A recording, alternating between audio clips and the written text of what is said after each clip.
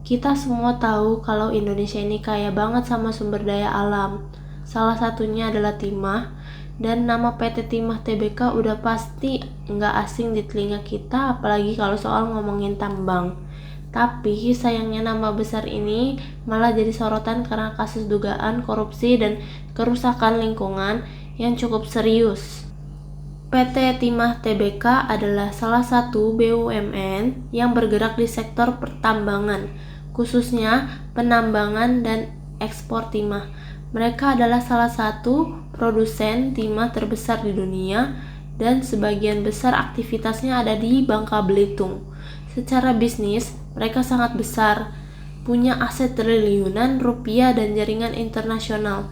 Tapi ya sebesar-besarnya perusahaan, tetap aja nggak boleh sembarangan. Beberapa waktu terakhir muncul dugaan kuat soal korupsi dalam pengelolaan tambang timah, kerusakan lingkungan besar-besaran, dan keterlibatan oknum dalam sistem perizinan tambang ilegal. Kerugian negara dari kasus ini diperkirakan mencapai ratusan triliunan rupiah, gak main-main. Lebih dari 10 orang sudah ditetapkan sebagai tersangka oleh Kejaksaan Agung dan jumlahnya bisa bertambah. Dampaknya, kalau kita lihat langsung ke Bangka Belitung, dampaknya sangat terasa banget. Lahan bekas tambang dibiarkan rusak, nggak direklamasi. Sungai-sungai jadi keruh dan tercemar. Mata pencaharian warga terganggu karena tanah udah nggak bisa ditanami. Dan tentu saja kepercayaan masyarakat ke BUMN jadi turun.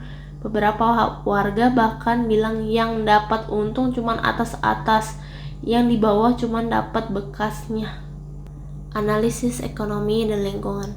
Secara ekonomi mungkin terlihat menguntungkan jangka pendek karena produksi naik, ekspor lancar, uang mengalir.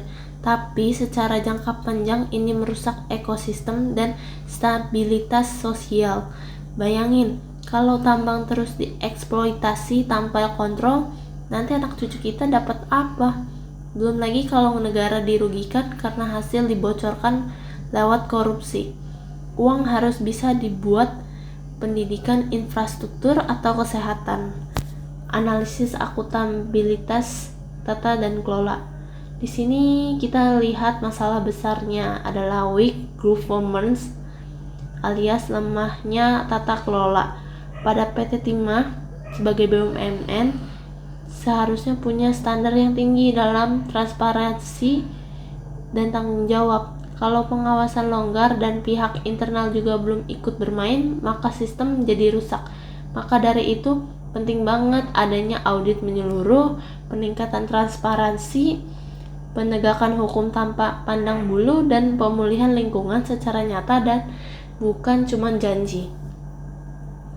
Kesimpulannya, PT Timah ini bukan cuma tentang uang, tapi juga tentang moral, tanggung jawab, dan masa depan lingkungan kita.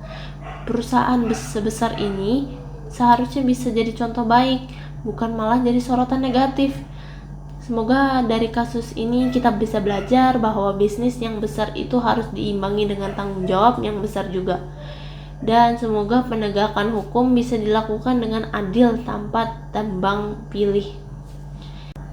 Kalau dengar kata Pertamina, yang langsung kebayang pasti soal BBM, gas, LPG, SPBU, atau mungkin harga bensin yang naik turun.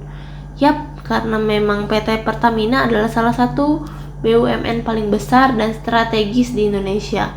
Mereka pegang kendali di sektor energi, suatu yang mengaruh banget ke hidup kita sehari-hari.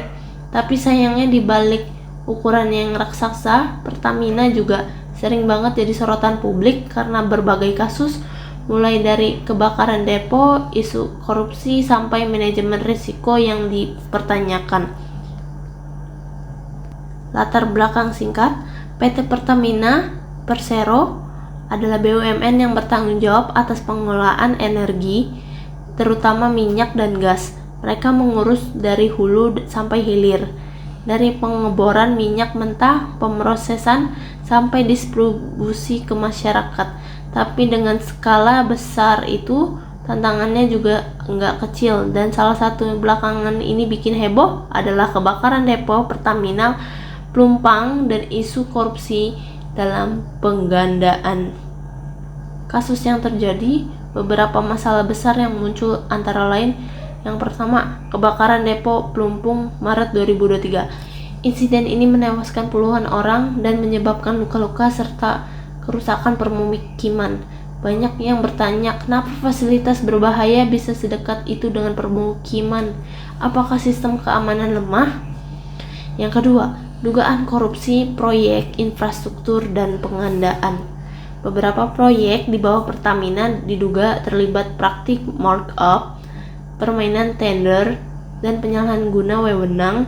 Hal ini menunjukkan masih lemahnya transparansi dan pengawasan internal. Yang ketiga, distribusi energi yang tidak merata.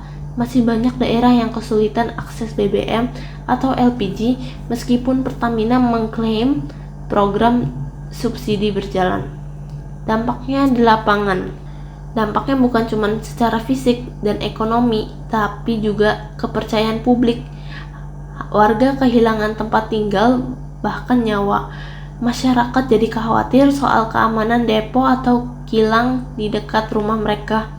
Citra Pertamina sebagai BUMN turun dilihat bukan sebagai pelayanan publik, tapi sebagai entitas yang terlalu besar untuk diawasi.